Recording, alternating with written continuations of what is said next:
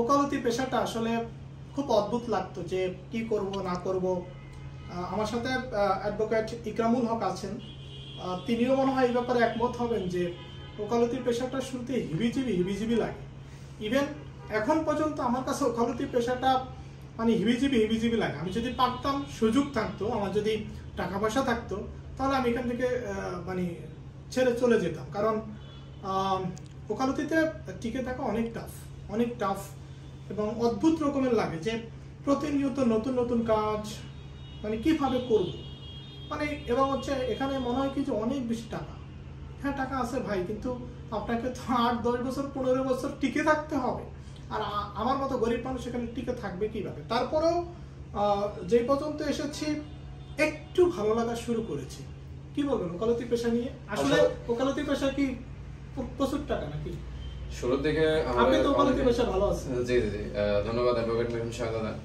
আসলে অ্যাডভোকেসি লাইফটা লার্নিং স্টেজে, মানে শুরুর দিকে আমাদের অনেক স্ট্রাগল করা লাগে। আমরা ঢাকা বিশ্ববিদ্যালয় আইন বিভাগ থেকে পড়ালেখা করে এসেও আমাদের অনেকে কুল কিনারা খুঁজে পায় না। প্রথম 2-1 বছর আমাদের এত স্ট্রাগল করা লাগে, অনেকে হতাশ হয়ে ডিপ্রেশনে পড়ে এখানে টাকা নেয় অন্য জবে চলে যায়, অথবা অন্য কোথাও জুডিশিয়ারি বলেন বা অন্য লিগাল যে সেক্টরগুলো আছে সেখানে চলে যায়। এই ওকালতি পেশাটা থাকতে চায় না, কারণ এই স্ট্রাগল প্রথম দিকে টাকা পয়সার যে সমস্যাগুলো ফেস করে অনেকে, আমিও ফেস করে আসছি, দাদা এক সময় ফেস করে আসছেন। তবে এখানে টিকে থাকলে একটা সময় সফলতা আসার সম্ভাবনা আছে। তবে সেই জন্য অনেক স্ট্রাগল করা লাগবে, ডিটারমাইন্ড হয়ে থাকা লাগবে, রেসপন্সিবিলিটি, ক্লায়েন্ট রেসপন্সিবিলিটি ভালো মতো পালন করতে হবে শুরুর দিকে, এবং ট্রাস্ট যে ইস্যুগুলো আছে এগুলো ক্রিয়েট করতে হবে, এবং অবশ্যই পরিশ্রম করতে হবে, দিন রাত পরিশ্রম করতে হবে, এই পেশাটাকে এনজয় করতে হবে। হ্যাঁ, এনজয় না করলে যদি টাকার দিকে তাকায় আসে তাহলে দেখবে কিছু নাই। টাকার দিকে শুরুর দিকে তাকাইলে হবে না, কিছু নাই, টাকার দিকে তাকানো যাবে না শুরু থেকে। আমি সত্যি কথা বলতে কি, আমার সিনিয়রের কাছ থেকে মাত্র 100 টাকা পার ডে আমি শুরু করেছিলাম, আর খাওয়া দাওয়া যা আসার ভাড়া দিতে 100 টাকা, এরপরে 200 টাকা, এরপরে 500 টাকা। এখন আমার নিজস্ব কিছু মামলা আসছে, কিছু কর্পোরেট কাজ আছে, এতে মোটামুটি এখন আলহামদুলিল্লাহ আর কি চলতেছে। দাদা তো অনেক দূর আগে গেছেন। না আমি যেটা বলবো যে বাইরে থেকে যে চাকচিক্য দেখা যায়, যে চাকচিক্য পোশাক পরছে কিন্তু ভিতরে কিছু নাই। তো সবাই আসলে টাকা দেখে, সবাই গাড়িটাকে দেখে, সবাই বাড়িটাকে দেখে। তো সেই জায়গা থেকে আমার কাছে মনে হয় যারা অনেক বেশি স্ট্রাগল করতে পারবে, যারা টাকার জন্য অপেক্ষা করতে পারবে বিশেষ করে, তাদের মনে হয় আর টাকার দিকে তাকাই এই পেশা আসা উচিত না। যারা শুধুমাত্র শুরুর দিকে টাকা করবে, যে আমার 50,000 টাকা প্রথম মাসে চলে আসবে, আমার 1 লাখ 2 লাখ টাকা প্রথম মাসে চলে আসবে, এরকম চিন্তা ভাবনা করে এবার আসা যাবে না। এই যে আমি বললাম পার ডে 100 টাকা ফিতেও আমি শুরু করছিলাম, তো এইভাবে আর কি এভাবে শুরু হয়। তো এরপরে জার্নিটা আস্তে আস্তে যখন লেন্দি হবে, এখানে স্ট্রাগল করে আমরা যখন টিকে থাকবো, আমাদের যখন মামলা আসা শুরু করবে, ক্লায়েন্ট সার্ভিস গুলো ভালো হওয়া শুরু করবে, ক্লায়েন্ট খুশি হয়ে এই ক্লায়েন্ট থেকে আরেক ক্লায়েন্টের কানে যাবে, তখন আমরা আস্তে আস্তে মামলা যত বেশি পাবো আমাদের ইনকামটা বাড়বে।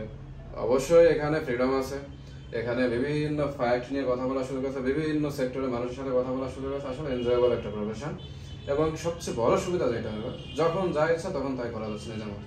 রাইট, খুবই গুরুত্বপূর্ণ। না সেটা যেমন ঠিক, আমি এই ব্যাপারে একটু দ্বিমত করবো এই কারণে যে যখন যা কিছু তা করা যায়, এটা যদি হয় যে আমি কোর্টে গেলাম না, আমি কাজ করলাম না, তাহলে কিন্তু হবে না। ফ্রিডম আছে, ফুল ফ্রিডম আছে, কিন্তু রেসপন্সিবিলিটি নিয়ে কাজ করে, ক্লায়েন্ট সার্ভিসটা যেটা আছে আমাদের উইথ রেসপন্সিবিলিটি, এইগুলো নিয়ে কাজ করে দেন হচ্ছে আমাদের এই যে যেখানে ইচ্ছা মুভ করার, যে যা ইচ্ছা করার সেটা করা যাচ্ছে। যারা মনে করে যে কোটি টাকা কোয়ালিটি বেশি, তাদেরকে কি বলবো? আসলে শুরুর দিকে বা এরকম না ভাবনাই ঠিক।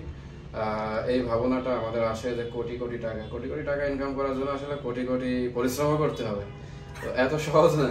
কোটি টাকা আসলে মুখের কথা না।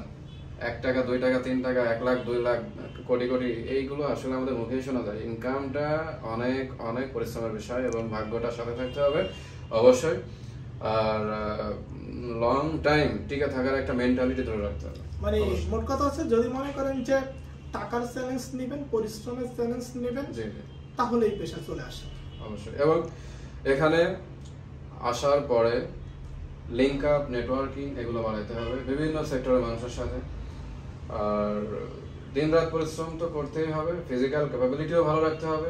ক্যাপাসিটি ফিজিক্যাল ভালো না হলে এখানে টিকে থাকতে পারবেন না। ফিটনেস খুব ইম্পর্টেন্ট এখানে এই প্রফেশনে টিকে থাকার জন্য।